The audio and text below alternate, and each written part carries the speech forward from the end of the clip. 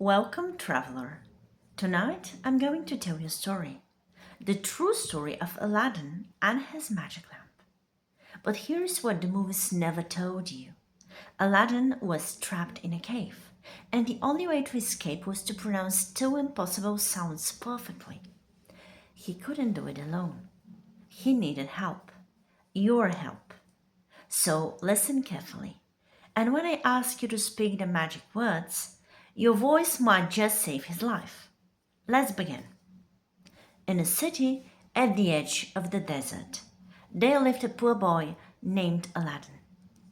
One day, a mysterious stranger offered him riches beyond imagination if he'd retrieve a simple oil lamp from a hidden cave. Aladdin agreed. The stranger led him to the cave entrance and warned, "Touch nothing but the lamp. If you touch anything else, you'll be trapped forever." Aladdin descended into the darkness. The cave glittered with treasure, gold, jewels, silk carpets piled high. But he remembered the warning. He touched nothing. At the far end, on a stone pedestal, sat an old dented lamp. He grabbed it and turned to leave. But when he reached the cave entrance, the stranger's face appeared above, twisted with greed. "Give me the lamp," the stranger demanded. "No!" Aladdin hesitated. "Help me out first, then I'll give it to you." "No, the lamp first." "Help me out, then the lamp." The stranger's face filled with rage. He raised his hands and screamed, "Then stay trapped forever." Boom! The entrance slammed shut. Total darkness. Aladdin was alone. Aladdin sat in the pitch black for what felt like hours, cold, alone, terrified.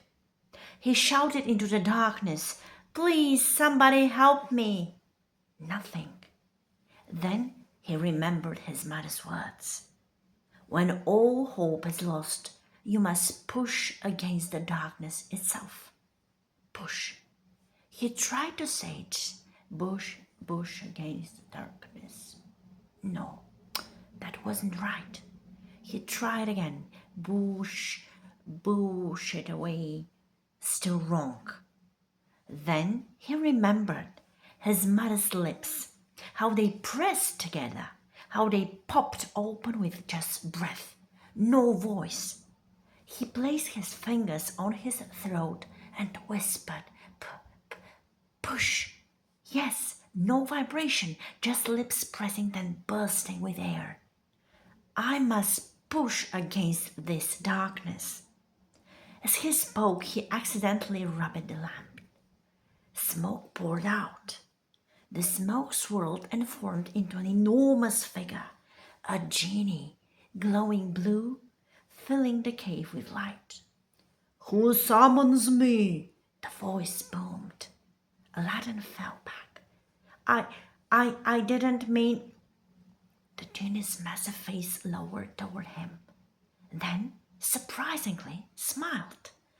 "You spoke the first word of power," the genie said gently. "Word of power?" Aladdin whispered. "Push. You pronounced it perfectly. Lips together, no voice, just breath. That's why I appeared." The genie explained. "There are two words of power you must speak to escape this cave. Pronounce them correctly and I'll grant you freedom. One mistake and I return to the lamp forever." "What's the second word?" Aladdin asked. The genie smiled mysteriously. "You'll discover it when you need it most. But first," the genie looked directly out of the story toward you. "The boy needs help practicing the first word. We will help him." "Traveler, Aladdin needs you. The genie is testing you both. Put your fingers on your throat right now. Say, push. Your throat should be silent, no vibration, just your lips pressing together, then bursting open with air. Again, push. Good. Now Aladdin will need these phrases to escape. Say them with him. Please let me pass. Lips pressed, no voice, air bursts. I promise to push forward. Every P, Simon throat, lips burst with air. The palace doors will open. Feel no vibration on your throat? Perfect. The genie nods. You're ready, he tells Aladdin. Now for the second word of power. I'll grant you one wish to help you prepare for your escape, the genie said. But you must speak it with the second word of power. Aladdin thought carefully. I wish for a big... The genie started to fade. Wait, the genie interrupted, flickering. What did I tell you? What did I do wrong? You're holding the vowel too long, the genie said. Words of power must be quick, sharp, like snapping your fingers. The genie demonstrated.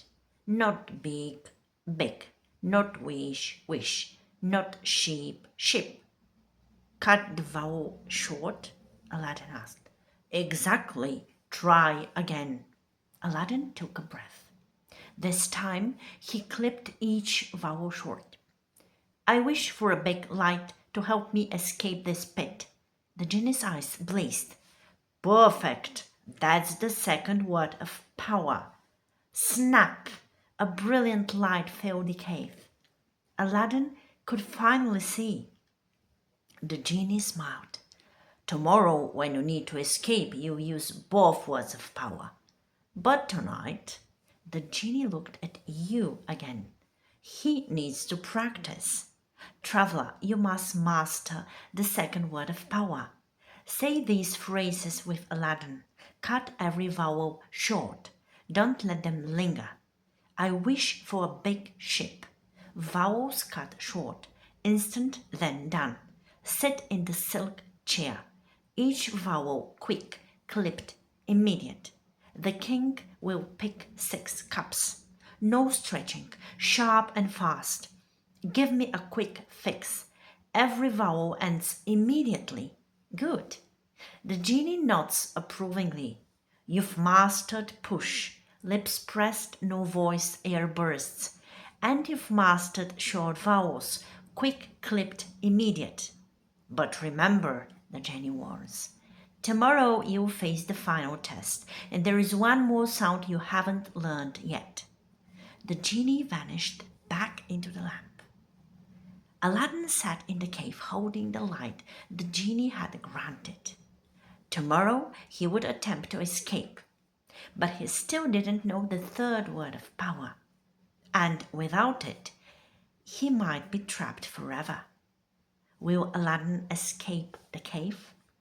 What is the third word of power? And can you help him speak it correctly when the moment comes? Find out in part 2, The Gates of Power. Until then, practice your words. Push, lips pressed, no voice. Short vowels, quick and clipped.